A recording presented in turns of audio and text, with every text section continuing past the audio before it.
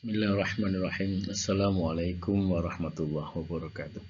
Yang saya hormati para reviewers Rispro LPDP, terima kasih atas kesempatan yang diberikan. Hari ini kami memaparkan rubrik Manure Loop, sebuah inovasi yang mengintegrasikan teknologi pasteurisasi anaerobic digestion dan kiln berbahan bakar biogas untuk mengubah kotoran sapi menjadi energi bersih dan bata ramah lingkungan.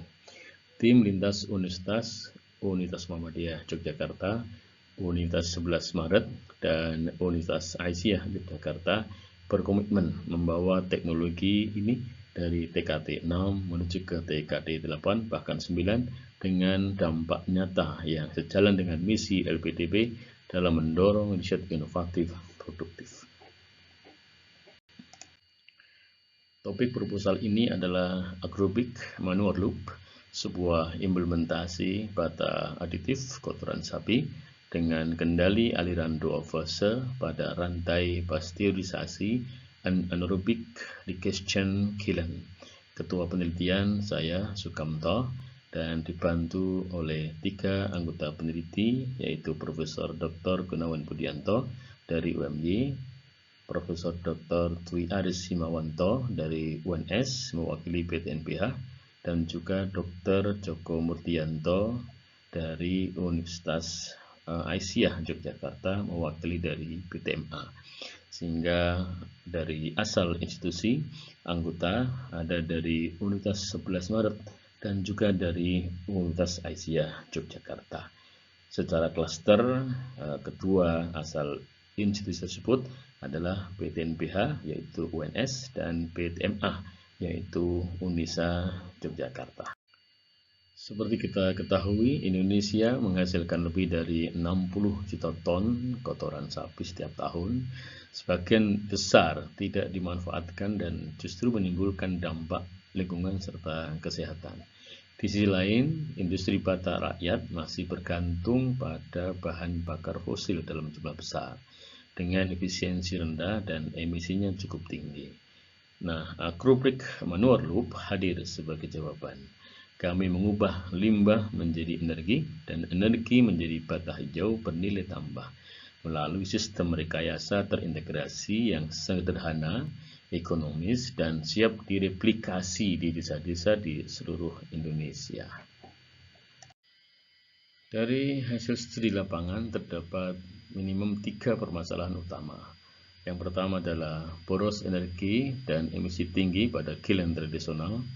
2. Melimpahnya limbah peternakan yang belum aman secara higienis. 3 adalah usaha kecil dan menengah yang kurang efisien dan sulit ditingkatkan nilai ekonominya. Namun di balik permasalahan tersebut terdapat peluang besar.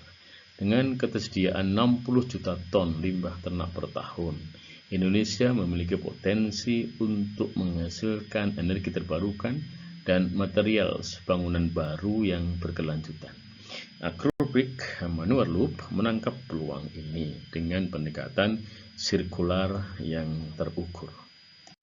Nah, solusi yang kami tawarkan adalah sistem tertutup yang sepenuhnya terintegrasi.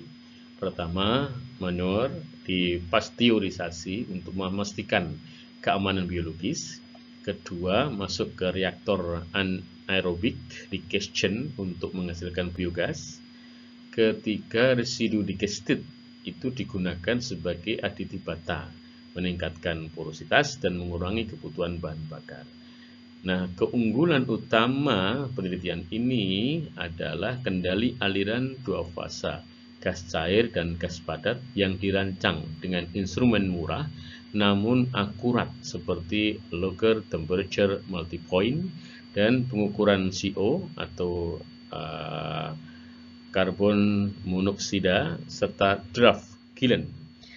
Nah, dengan pendekatan ini nanti kami atau penelitian ini mencapai konsep namanya zero waste, low emission, high impact. Begitu.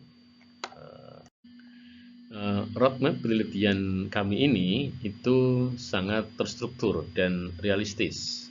Pada tahun 2023 hingga tahun 2025, kami telah menyelesaikan tahapan TKB 5 dan 6 melalui uji bangku, pengembangan prototipe, validasi anaerobic digestion, dan uji awal kualitas bata.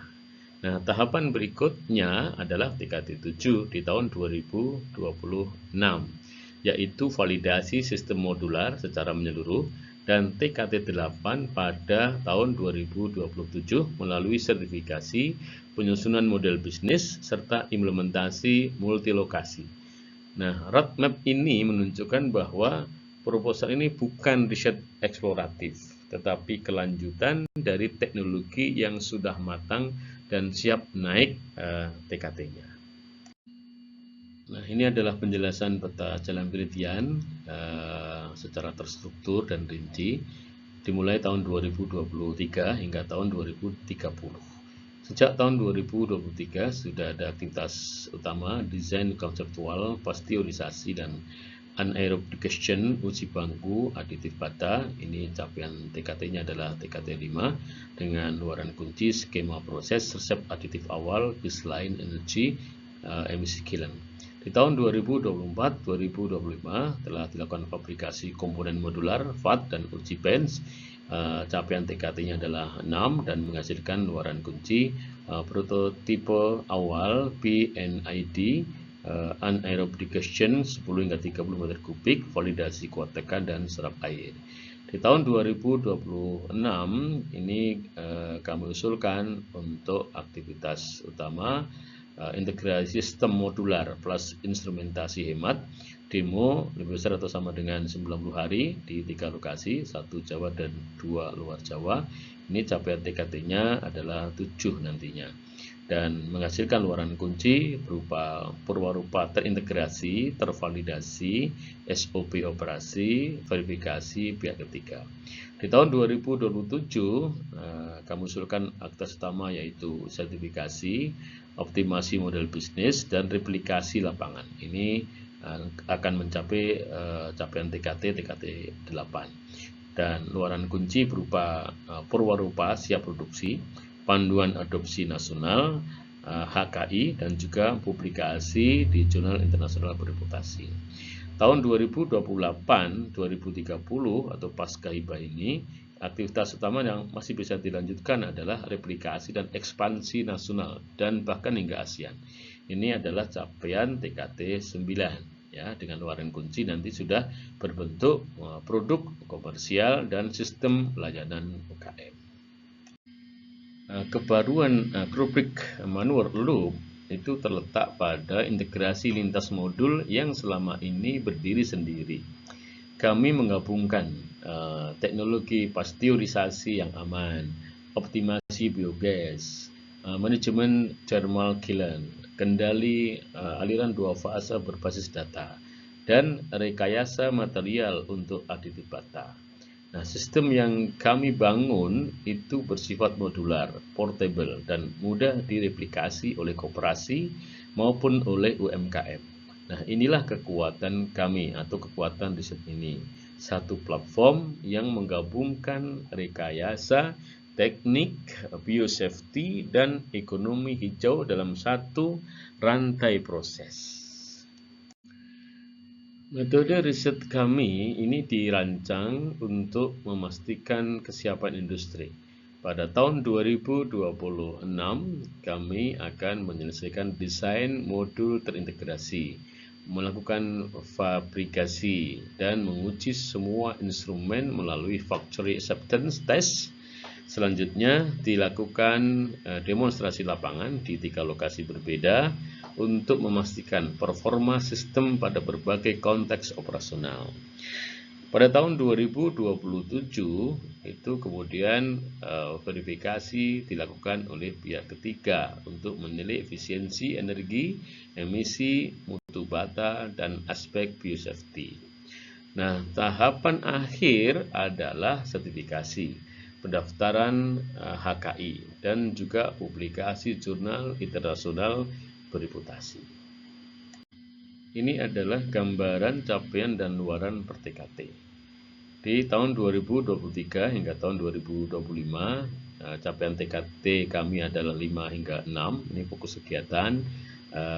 Dulu adalah desain konseptual, uji bench, dan luaran kuncinya adalah skema proses dan data uji awal.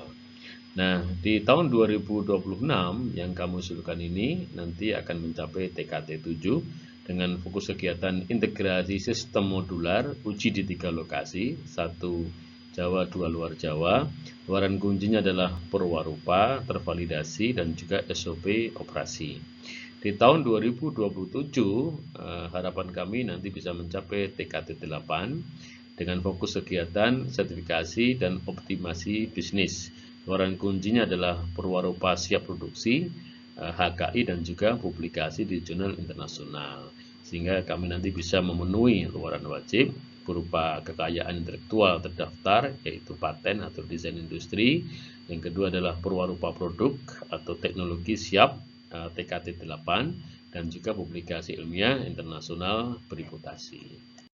Kembali saya sampaikan bahwa capaian riset sebelumnya TKT 5 dan 6 ini berupa perwarupa skala laboratorium, validasi kuat tekan bata dan efisiensi energi awal, desain NP&ID system, terintegrasi dan prototipe pasteurisasi otomatis, dukungan 2 mitra UMKM dan 1 koperasi peternak, sehingga targetnya nanti akan kami usahakan naik ke TKT 7 di tahun 2026 dan TKT 8 validasi nasional di tahun 2027.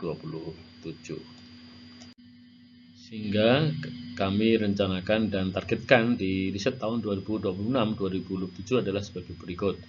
Bahwa di tahun 2026 nanti kami akan fokus pada integrasi prototipe modular dengan aktivitas utama fabrikasi, VAT, instalasi, dan juga training operator dengan target TKT 7. Di tahun 2027 nanti kami akan fokus pada validasi multi lokasi dengan aktivitas utama demo di 3 lokasi, 1 Jawa, 2 luar Jawa, dan juga uji energi emisi. Nah, ini adalah dengan target TKT 7 hingga 8. Sehingga luaran nyata dan wajib rispro ini adalah yang pertama, luaran teknisnya nanti berupa prototipe terintegrasi, agrobrik, manual loop, skid system, SOP operasi dan playbook replikasi, data efisiensi energi, emisi dan mutu bata, third party verified, dan yang berikutnya adalah luaran wajib rispro, yaitu HKI terdaftar berupa paten desain dan algoritma kontrol, perwarupa teknologi siap TKT 8, dan juga publikasi ilmiah di jurnal internasional bereputasi. Nah, dampak program ini itu sangat luas. Secara sosial, teknologi ini meningkatkan sanitasi peternakan, memberdayakan UMKM, dan memperbaiki kesejahteraan peternak. Secara ekonomi, biaya operasional kilen menurun, nilai produk bata meningkat, dan efisiensi energi tercapai. Secara lingkungan, teknologi ini menurunkan emisi karbon, memanfaatkan limbah organik, dan mendukung transisi menuju ekonomi sirkular. Agrobrik manual loop bukan sekedar riset. Agrobrik manual loop bukan sekedar riset, tetapi model pemberdayaan desa berbasis teknologi. Ini adalah pembagian kerja tim dan peran mitra. Kami sampaikan bahwa tim penelitian kami ini memiliki komposisi yang kuat dan saling melengkapi. Ketua saya, Sukamto, fokus pada desain sistem, integrasi TKT, dan juga supervisi teknis dengan bidang keahlian teknik mesin. Kemudian ada anggota Profesor Dwi Aris Mawanto, fokus pada aditif bata dan karakterisasi material sesuai dengan background keilmuannya. Profesor Gunawan Budianto akan fokus pada anaerobic digestion dan biogas system sesuai dengan bidang keahliannya. Dr. Joko Murdianto akan fokus pada higienisasi dan biosafety validation, memang backgroundnya di bidang kesehatan, dan juga mitra UMKM Bata nanti fokus pada penyediaan lokasi uji coba dan juga operasional kilen. Dan koperasi peternak atau komunitas peternak ini nanti akan bertanggung jawab untuk urusan penyedia bahan baku, yaitu manure, atau kotoran sapi, ya, dan juga monitoring supply chain. Nah, sehingga model kolaboratif ini insya Allah akan memastikan bahwa riset ini nanti akan berjalan realistis dan siap untuk diimplementasikan. Ini adalah gambaran nilai strategis dan posisi kebijakan, bahwa inovasi ini sangat selaras dengan agenda nasional, yaitu Low Carbon Development Indonesia atau LCDI. Kebijakan energi baru terbarukan atau EBTKE, industri hijau Kemenperin, ekonomi sirkular nasional. Nah, selain itu, inovasi ini juga sejalan dengan prioritas LPDP dalam mendorong riset produktif yang memberi dampak langsung pada masyarakat UMKM. Dari sisi ekonomi, penelitian ini sangat layak. Biaya investasi per modul berada di bawah 20% dari total penghematan energi tahunan yang dihasilkan. Hasilnya, payback period hanya 2 hingga 3 tahun. Kami mengembangkan model bisnis berbasis koperasi dan leasing system, sehingga UMKM dapat mengadopsi teknologi ini tanpa beban investasi besar. Dengan lebih dari 1.000 kiln di Indonesia, potensi penghematan energi bisa mencapai 270 miliar per tahun. Pada tahun 2026, teknologi ini mencapai TKT 7. Pada tahun 2027 mencapai TKT 8 dengan sertifikasi dan model bisnis siap implementasi, dan pada tahun 2028 hingga tahun 2030 dilakukan replikasi nasional dan ekspansi hingga Asia. Exit strategy kami itu mencakup lisensi teknologi, model produksi berbasis koperasi, dukungan pemerintah daerah, kemitraan industri lokal. Dengan strategi ini, teknologi dapat berjalan mandiri setelah masa riset selesai. Nah, sebagai penutup, Agrobrik Manure Loop adalah inovasi yang tidak hanya berhasil di laboratorium, tetapi siap hidup dan berkembang di desa, di tangan peternak dan pengrajin batang. Kami siap untuk validasi TKT 7, sertifikasi TKT 8, dan replikasi nasional pada TKT 9. Mari bersama membangun Indonesia yang lebih bersih, efisien, dan berdaya melalui teknologi tepat guna berbasis ekonomi sirkular. Small brick, big impact. Terima kasih. Assalamualaikum warahmatullahi wabarakatuh.